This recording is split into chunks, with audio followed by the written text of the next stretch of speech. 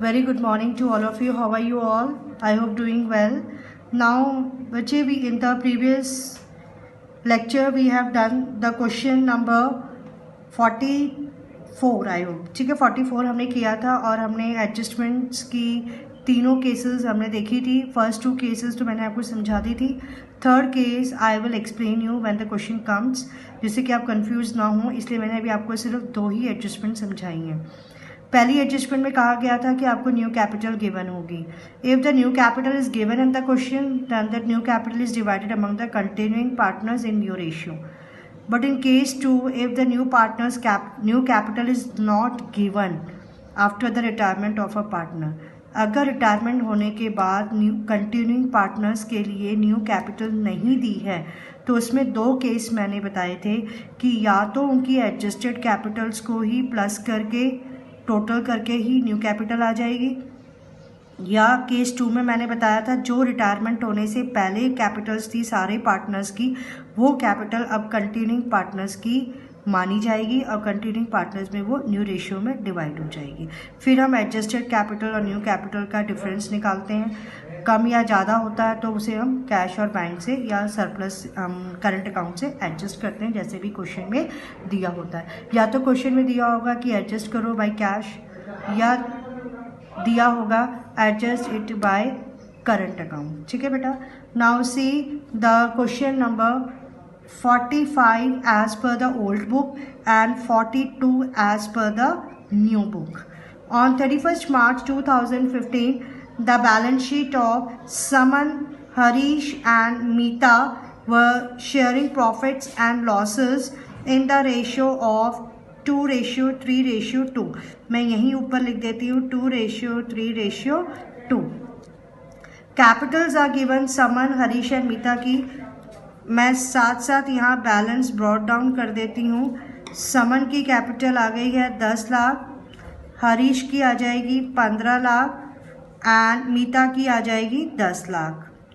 अब क्वेश्चन में दिया हुआ है वर्कमैन कंपनसेशन रिजर्व, बट अगर हम देखें सारी एडजस्टमेंट्स को आप नज़र डालें तो there is no claim in the WCR.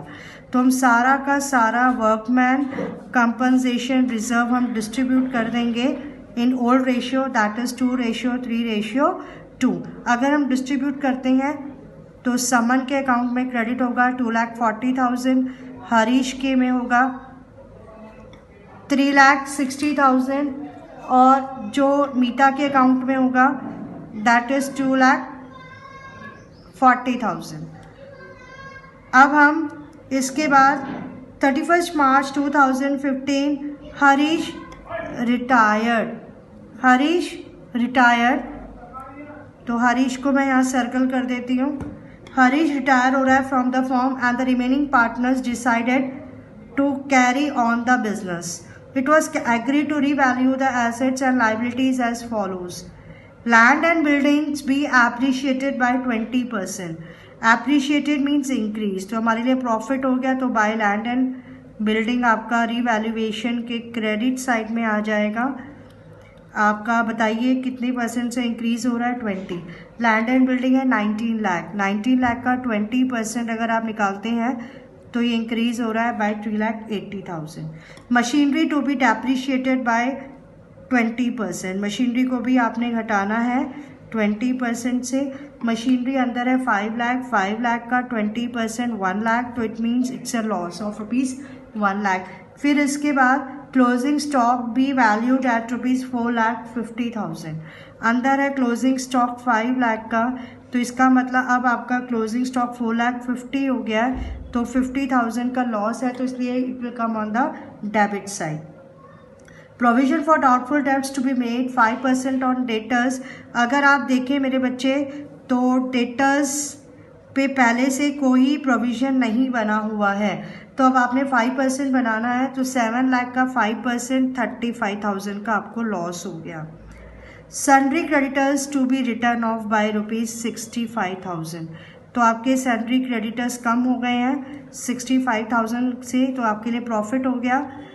तो इट मीन्स और कोई एडजस्टमेंट नहीं है, तो अगर हम इसको क्लोज करते हैं तो इधर टोटल आ जाता है 4,45,000 का प्रॉफिट.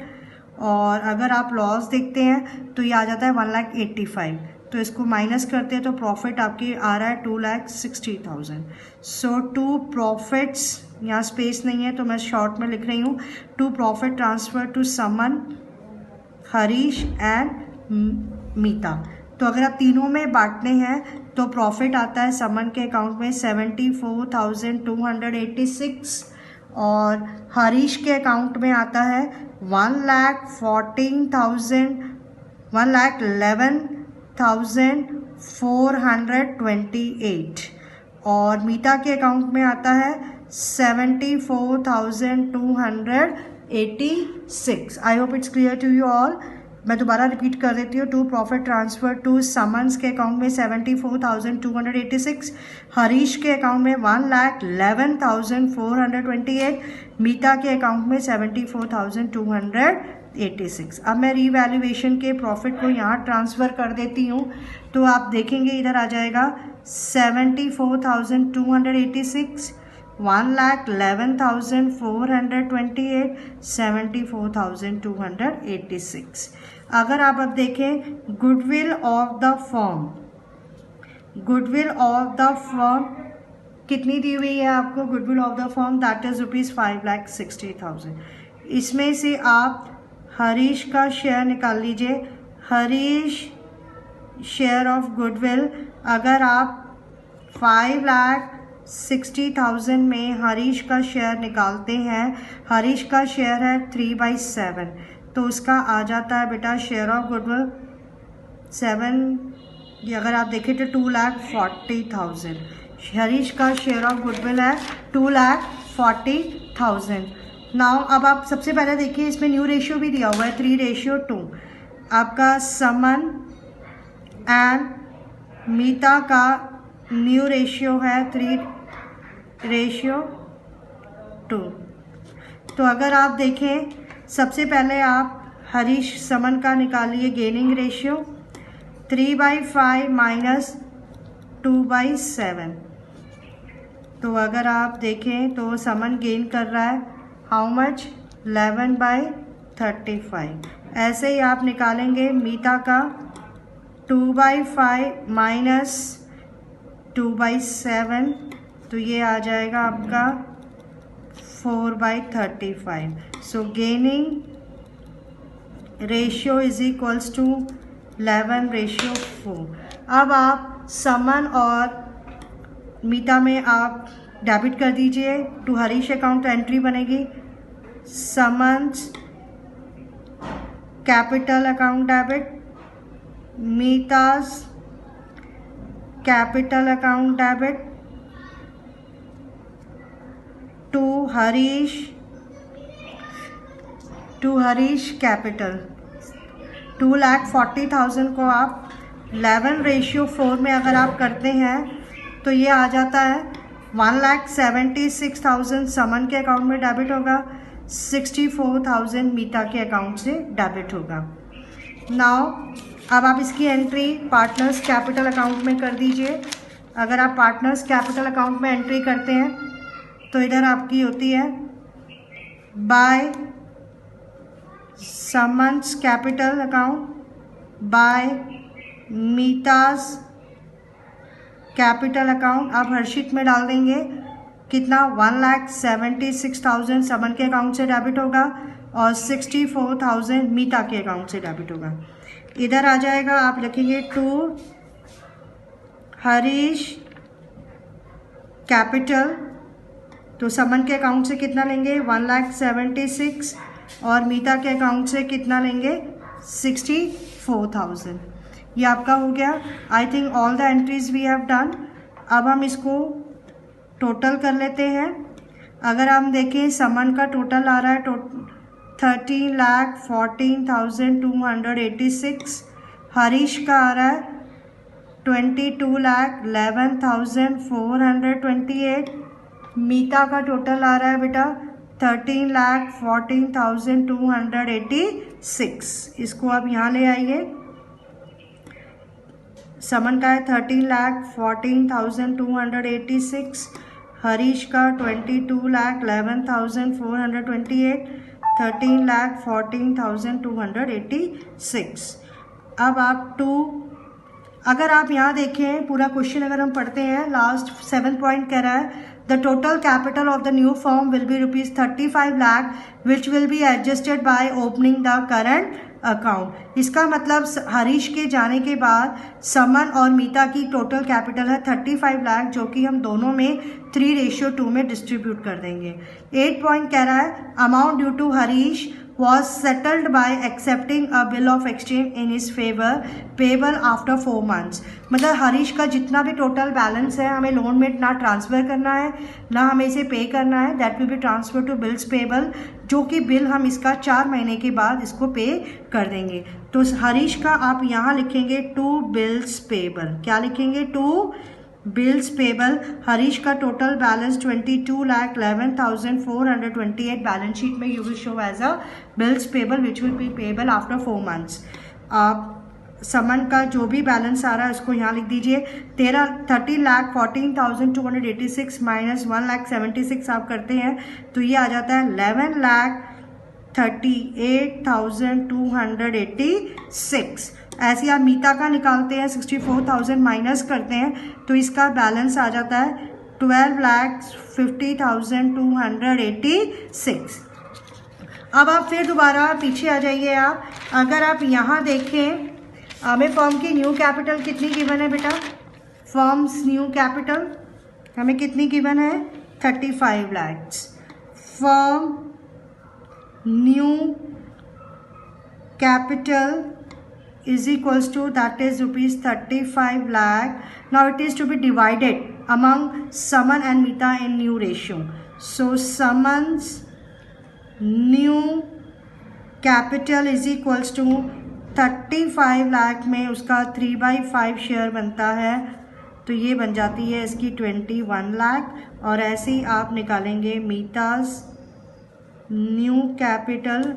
जब आप निकालते हैं तो 35 लाख में उसका शेयर हो जाता है 2/5 तो ये हो जाती है 14 लाख। समझ में आ गया? ये मैंने न्यू कैपिटल निकाल लिया है।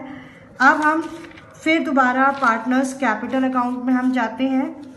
अगर हम पार्टनर्स कैपिटल अकाउंट में दोबारा आ गए, अब हम इनकी कैपिटल्स को नीचे ले आते हैं जो हमारी कंटिन्यूइंग पार्टनर्स हैं।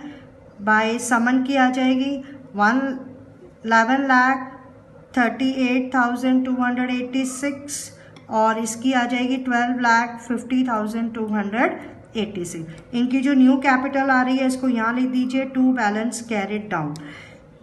समन की आ रही है कितनी बेटा? 21 लाख और मीता की आ रही है कितनी?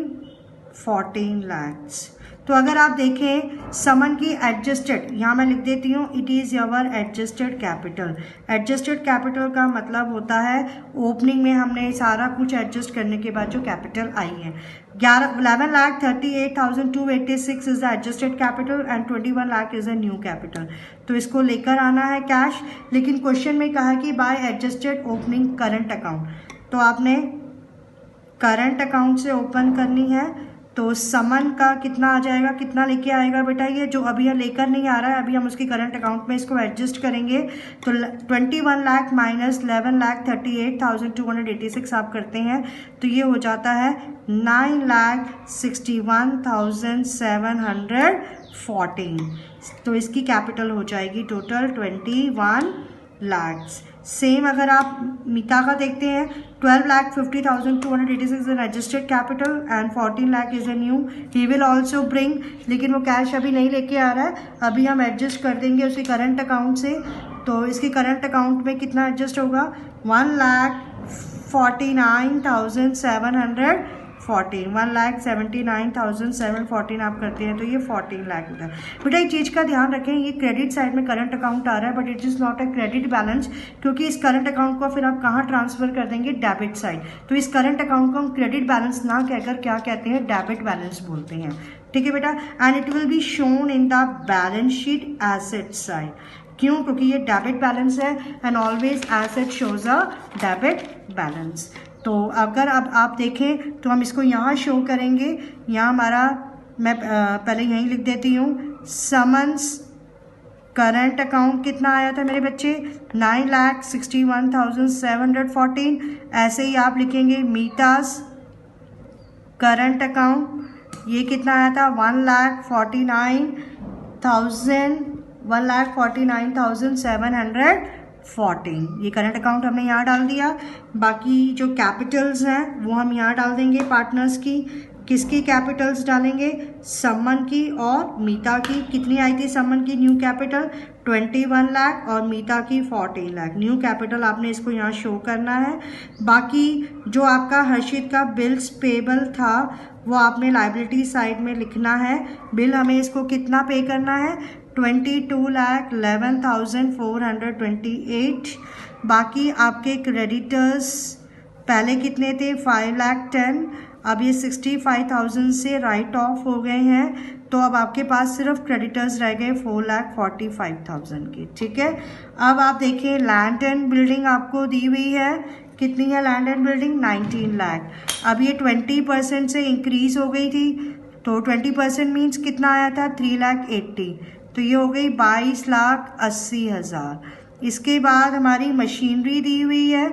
मशीनरी है 5 लाख, जो कि कितने से डिक्रीज हो रही थी? 1 लाख से, तो ये रह गई 4 लाख। इसके बाद हमारे पास क्लोजिंग स्टॉक है।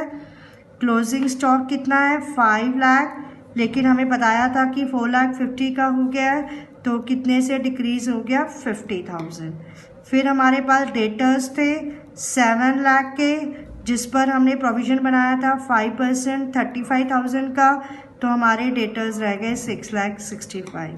फिर उसके बाद हम देखें फर्नीचर में कोई बैलेंस नहीं दिया हुआ है, ना इंक्रीज़ है ना डिक्रीज़ है, तो एज इट इज़ डाल देंगे।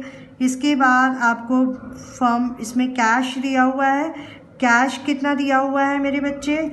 4,80,000 कैश का हमने यूटिलाइज़ नहीं किया, ना हमने पार्टनर को पे किया, ना कोई कहीं से कैश हमारे पास आया है, तो आप इसको एज इट इज़ डाल देंगे। अब आप टोटल करते हैं तो इसका टोटल आ जाता है, बैलेंस शीट का टोटल कितना आएगा? बैलेंस शीट का टोटल 61,56,428। कितना आ जाएगा total? 61,56,428। So I hope it's clear to you all. समझ में आ गया बेटा आप लोगों को? तो इस क्वेश्चन में आपने ये सीखा कि जो पार्टनर रिटायर हो रहा है उसको हम ना तो कैश पे कर रहे हैं, ना हम उसको लोन में ट्रांसफ़र कर रहे हैं, हमने उसको बिल्स पेबल में ट्रांसफ़र कर दिया और इसको फिर हमने लाइबिलिटी साइड में दिखा दिया। फिर यहाँ पर आपको फर्म की न्यू कैपिटल गिवन थी 35 लाख, उसको हमने कंटिन्यूइंग पार्टनर्स में न्यू रेशियो में बांट दिया। फिर जो भी सरप्लस या डेफिशिएंसी थी उसको या तो हमें कैश से एडजस्ट करना था, करंट क्वेश्चन कहता है करंट से एडजस्ट करो, तो हमने करंट से एडजस्ट कर दिया। अगर करंट अकाउंट का डेबिट बैलेंस आता है तो हम एसेट साइड में दिखाते हैं, और अगर क्रेडिट साइड में आता है तो लाइबिलिटीज साइड में दिखाते हैं। कैश अगर हम कुछ पे नहीं कर रहे हैं तो कैश को हम एज इट इज़ उतार के दिखा देंगे, क्योंकि उतना ही कैश हमारे पास अभी अवेलेबल है, ना तो कैश इंक्रीज हुआ और ना ही कैश डिक्रीज हुआ। I hope it's clear to you all. समझ में आ गया बेटा? फिर भी अगर आपकी कोई क्वेरी है तो you can call me, and please see this 2 videos today itself and try to solve the questions whichever will be given in the homework. Thank you so much.